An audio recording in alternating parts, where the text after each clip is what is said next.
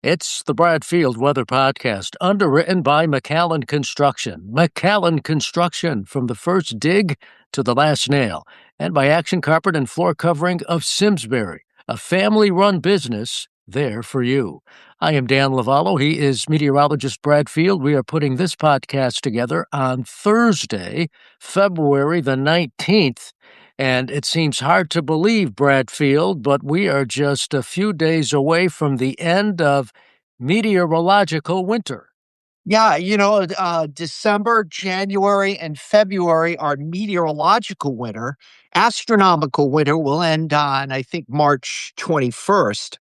But Dan, just when you think it can't get colder, it does. The month of December 2025 averaged 4.6 degrees colder than normal per day. Then during January, and we had a huge January thaw the second week, but even with that factored in, we were still 3.1 degrees colder than average per day. The month of February thus far has averaged 6.6 degrees colder than average per day. This has been a very cold winter. I've seen some indications. Now the numbers have not all been tabulated yet because we have to get through the end of February, but that this could be the coldest winter in more than 3 decades. So, we've got that. During the month of January, Dan, we had 30-degree days or colder during the month of January. Thus far in February, we've had 4 such days where it's been 0 or colder. So a total of 7 days under 0 at Bradley. Now, you know that places like Goshen and Colebrook and Summers and Stafford, I mean, they're probably up into double digits of days colder than 0. In addition, snowfall. We had 8.9 inches of snow in December, 26.9 inches of snow in January, and in February thus far, only 1.7 inches of snow. That's a total of 37.5 for the winter. Now, that's not unprecedented, or that's not a huge amount by any stretch. But Dan, because of the fact that it's been consistently cold, the snow is not melting. I looked back on the weather records today. Thursday, February 19th, is the 34th consecutive day of snow cover at Bradley. Now, what is defined as snow cover? It's 1 inch or more of snow covering undisturbed ground surfaces. What I mean by that is it can't be shoveled or plowed up. It's not directly in the sun on the south side of a building or something like that. It's 1 inch or more of snow cover. And that streak is going to continue. Let's see, tomorrow will be the 35th day, so that will be 5 full weeks of perpetual and continuous snow cover. And I see it going much beyond that. I think that the last week of February, the first week of March, so we'll be adding to these totals. It looks to me like we will have at least 7 consecutive weeks of snow cover at Bradley International Airport. So, for the consistency of the winter in terms of cold and the look of winter, the fact that there's been snow on all of the ground surfaces and so forth for so long, this has been a good winter for the snow lovers. That's for sure. Well, you know, it's interesting, Brad, and you can obviously correct me on this, but at its lowest point, I think when winter starts, the sun angle is at about 30 degrees. I thought I read where it's like 65 degrees now, so that sun is getting stronger, but I think it also shows you the impact the cold weather has had, that even with the sun rising higher in the sky, it's still taking a while for that snowpack to melt. Yeah, the snowpack. I saw Steve Glazier on NBC Connecticut last night, and he used to be an intern for me when I worked there, and now he's doing a great job on NBC Connecticut.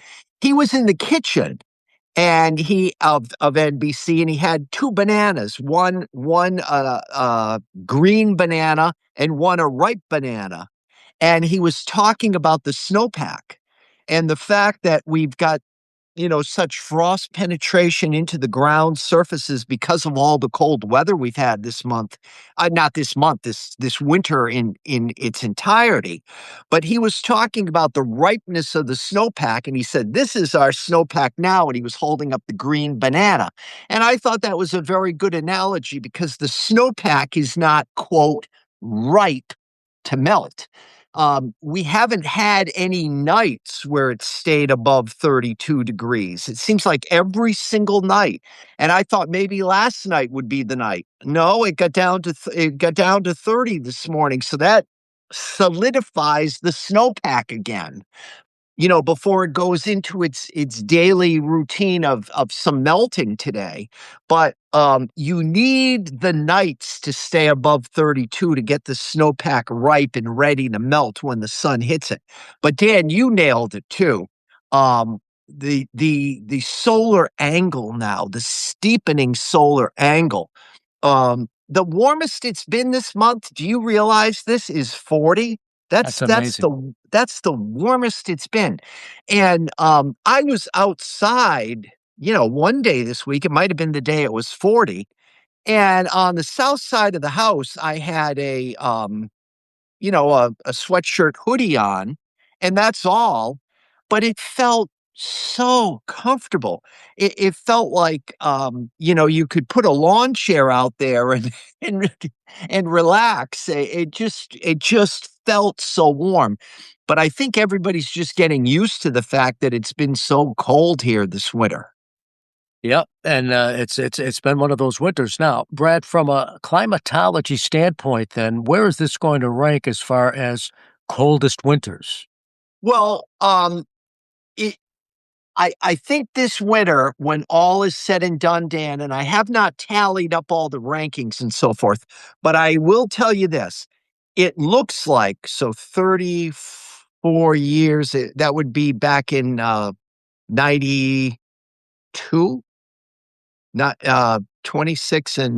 and yeah, it'd be 92. That was a cold winter. And remember what happened there. One thing I always look at is pattern recognition. And that winter, the coldness of the winter, we ended up with the, quote, crowning jewel of the winter, the so-called storm of the century. I believe that was in March of 1993. So you end up looking at how patterns repeat themselves and so forth.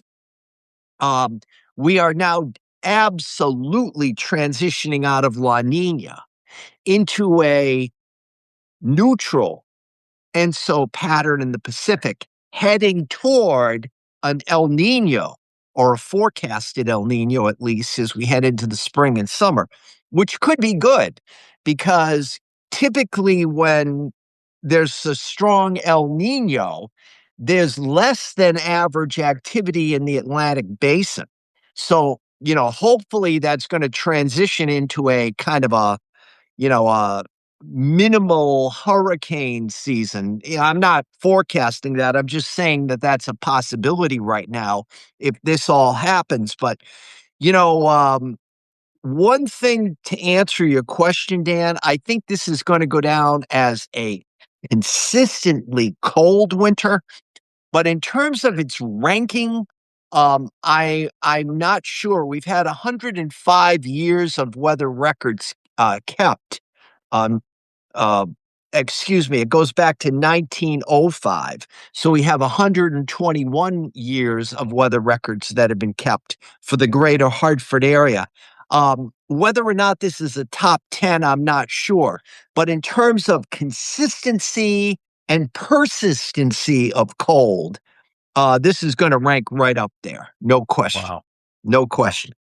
Well, that's a perfect segue to go to our On the Weather Map segment, which is pretty busy because I know there's two systems we have to deal with. So as we put this together on February the 19th, what can you tell us? What's going on, Brett?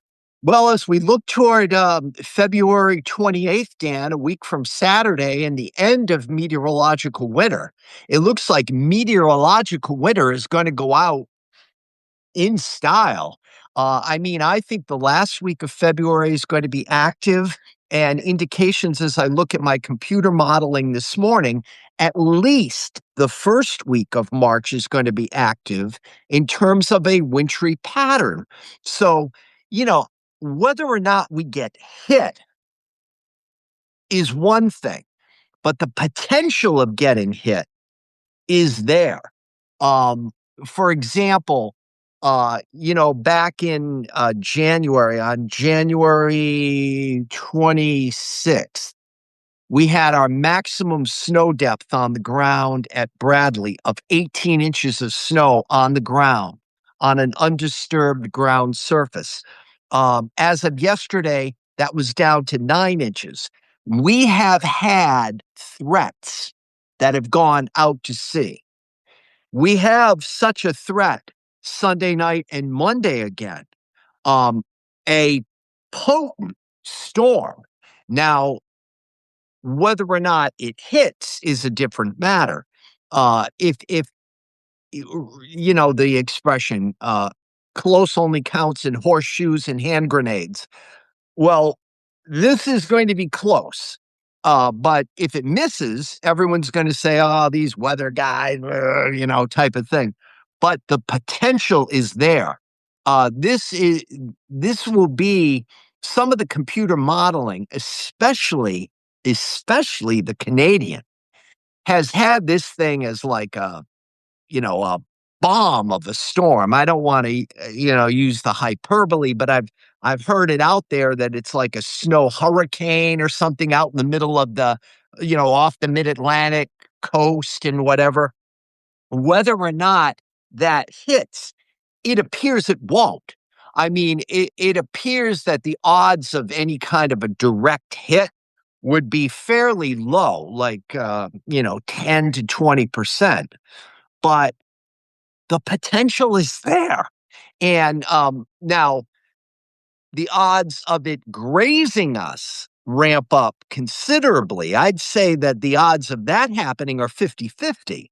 I told my snowplow guy this morning, I said, I think that there's a very good chance of plowable snow Sunday night and Monday. So that's system two, Dan. Uh, System one is coming in tomorrow and tomorrow night. So I guess we'll take them in chronological order. Right. Let's start with System 1, Friday night into Saturday morning. Yeah. We're starting today off. I'm looking outside and I'm thinking, well, I thought that it would be more sunny than this, because we've got high pressure north of Boston. So much drier air came in last night. The dew point dropped, even though the temperature really didn't drop. The dew point dropped, and you might say, well, that's nice, Brad. What the heck does that have to do with anything? Well, it means that if a storm were to start, you have your temperature and your dew point. So say the temperature is 40 and say the dew point is 20 and it starts precipitating. What ends up happening is the temperatures usually come together to make a 100% humidity. So the temperature would drop, the dew point would come up. That's called the wet bulb temperature. So if precipitation were to start, it may start as rain, but because of the dryness of the air mass, the low dew point, it would likely turn to snow, because as the dew point and the temperature converge on the wet bulb temperature, that would be around 30. So even though it doesn't seem like it turned colder, in my mind, it did, because this next system coming on Friday has a much better chance of the one yesterday that was mainly rain. The one coming on Friday has a much better chance of being snow, ice pellets, and or sleet. Some people call it sleet, the bouncy pellets, or freezing rain, a liquid raindrop that moves into a sub 32-degree environment near the ground, becomes super cooled, but does not have time to freeze into an ice pellet. And the second it hits, it freezes on the power lines, freezes on the trees, freezes on your mailbox, freezes on your shoveled back deck or whatever. So we have to be concerned about the possibility of some freezing rain tomorrow. Now, that system right now is located in Missouri, will be coming into Illinois tonight and moving into Lake Michigan tomorrow, Dan. But this is called a Miller B system, which a lot of times we see, we sometimes we get into that pattern where we see a lot of these, like they're cutting up toward the Great Lakes, and then the energy redevelops a storm off the mid-Atlantic. That's what's going to happen this time. So I think at daybreak tomorrow, the primary low will be around Lake Michigan, but a secondary will be forming off the mid-Atlantic. Now, by Friday evening, the secondary looks to be east of Delaware, south of Cape Cod. So that would keep cold air locked in at least near the ground, which would mean the worst possible scenario would be if it is raining, because it would be freezing rain. It would be liquid rain that comes down super cooled, hits and freezes. So that's a concern. Um, Saturday morning, the upper low is going to be sort of spinning around upstate New York and New England. So I think we're going to turn colder aloft, which means that I think we'll see scattered snow flurries, scattered snow showers through the day on Saturday. So again, backing up with this system, Dan, cutting from Illinois into Lake Michigan, secondary forming off the mid-Atlantic, I think we see snow breaking out Friday morning. So Friday, February 20th, turning to quickly ice pellets and freezing rain along the Connecticut shoreline. It will take longer for that to happen in northern sections of Connecticut. So I think south of Hartford, we get localized coatings. But north of Hartford tomorrow, and especially tomorrow night, when we don't have to worry about that solar angle and, anything like that, because the sun's radiation can come through the clouds this time of year. It's so strong. So I think the accumulating may hold off. A lot of it may hold off until tomorrow night. But I think this thing Friday and Friday night is only an inch or two from Hartford north to the Massachusetts border.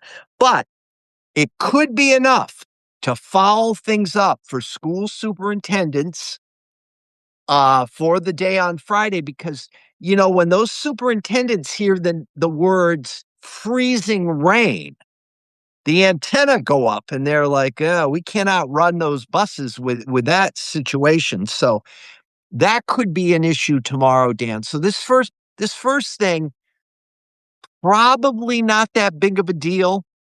The way I'm playing it now is an inch or two of snow and ice pellets and freezing rain. If it's more snow, that's actually good, because that'll mean less freezing rain. So that's system number one.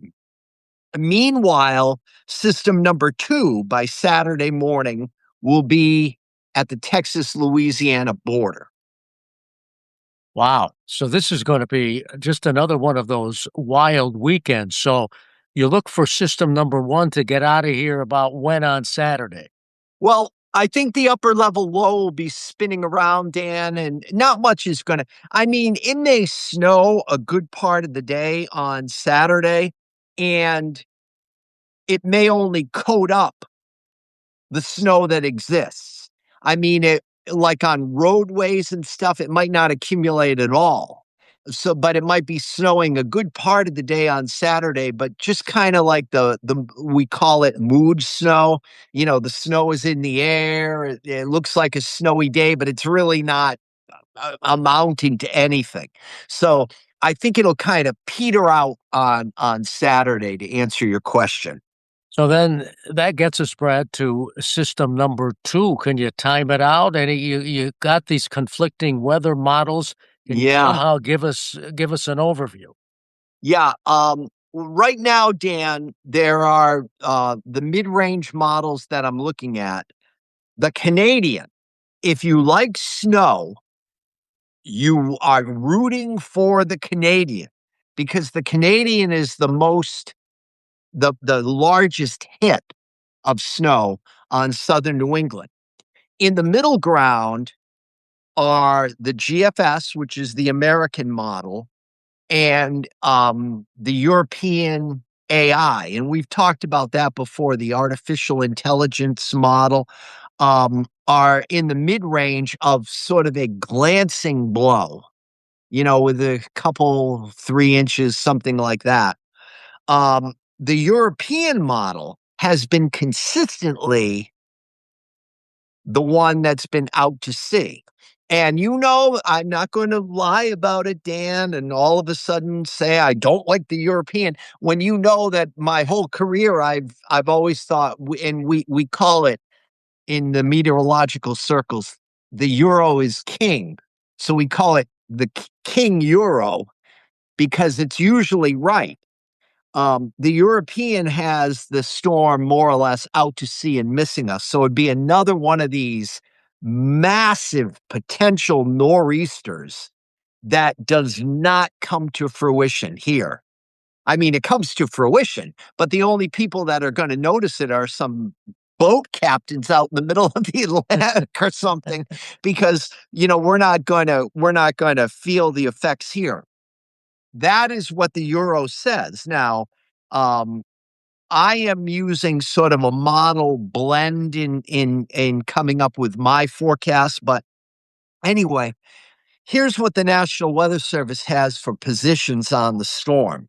Saturday morning, it's near the Texas-Louisiana border. By Sunday morning, low pressure right around Wilmington,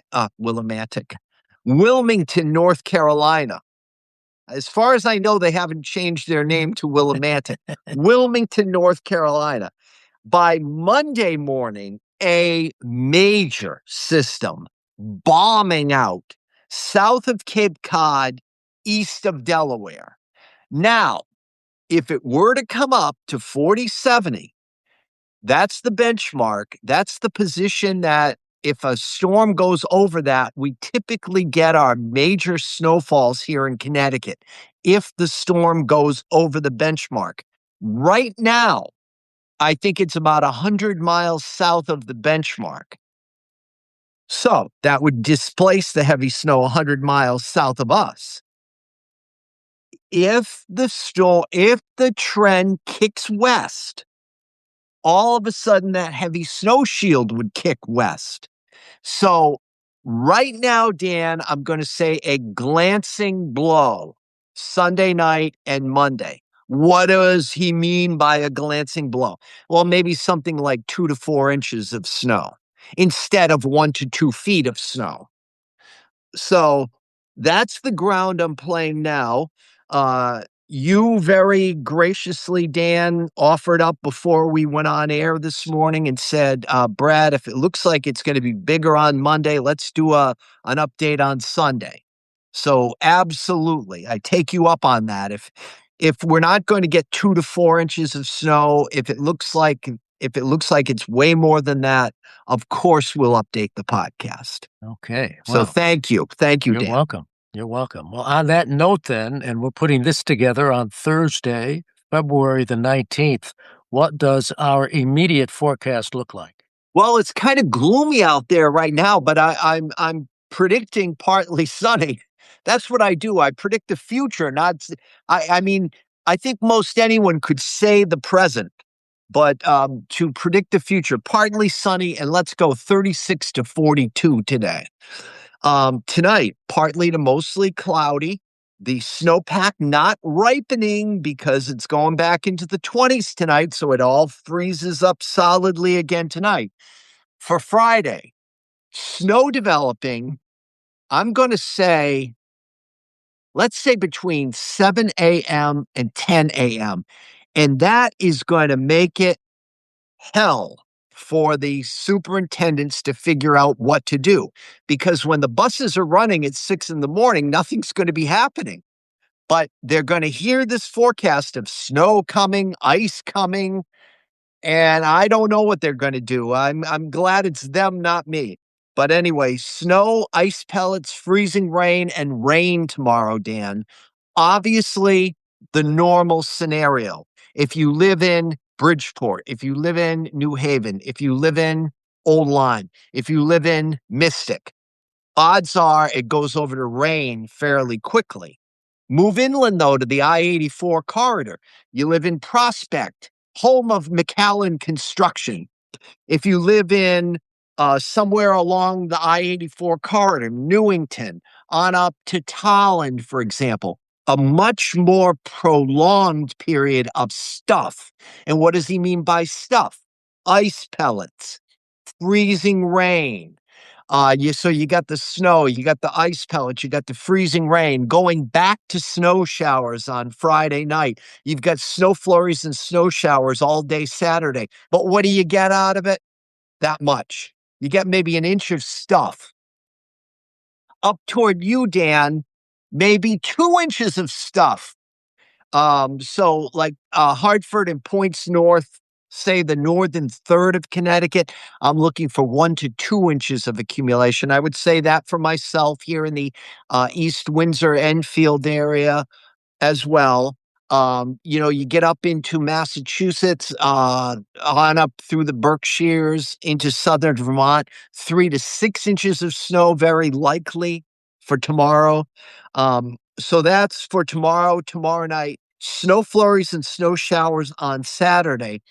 Sunday, Dan, I'm saying variable clouds and sun.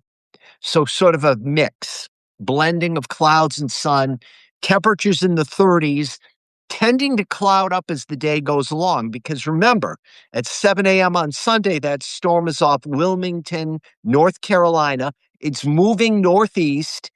Big question, will it keep coming northeast and nail us, or will it turn east-northeast and mostly miss us? Right now, we're going for the grazing. We're saying snow developing on Sunday night, snow on Monday. If you pinned me down right now and say, figure it out, Mr. Field, I would say 2 to 4 inches of snow. But the caveat is it could be much, much more. And of course, if King Euro is right, it goes out to sea. In any event, once this storm goes by, it tugs what's sort of left of the cold air in Canada, and it looks sunny and cold on Tuesday with the temperature between, say, 30 and 35. So,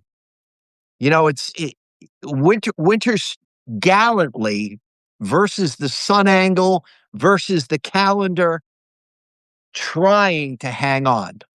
And it's doing a pretty good job of hanging on, too, I might add. Yes, it is, Dan. Yep. So, on that note, Brad, to you and Sandy and our audience, be safe. And as you've stated, if we think this is going to develop into a massive storm, we'll put together a special episode on Sunday. But be well, my friend. You too, Dan. You and Susan have a great weekend. Thanks, Brad. The Brad Field Weather Podcast has been underwritten by Action Carpet and Floor Covering of Simsbury, a family-run business there for you, and by McAllen Construction. McAllen Construction, from the first dig to the last nail.